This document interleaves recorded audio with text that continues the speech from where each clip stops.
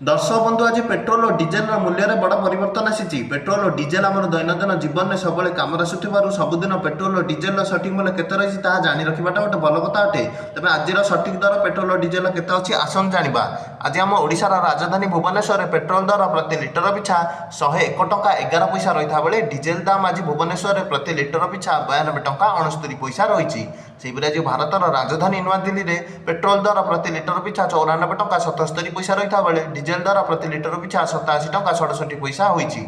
आज मुंबई में petrol litre पिछा 103 टंका 50 पैसा होता बेले डीजेल दर प्रति लिटर पिछा 90 टंका 3 पैसा रही। आज चेन्नई में पेट्रोल दर प्रति लिटर पिछा 100 टंका 93 पैसा होता बेले डीजेल दाम प्रति लिटर पिछा आज चेन्नई में 92 टंका 52 पैसा रही। भाव आज कलिकता में पेट्रोल दर प्रति लिटर पिछा 105 टंका 41 पैसा रही बेले डीजेल दाम आज कलिकता में प्रति लिटर पिछा 92 टंका 2 पैसा रही।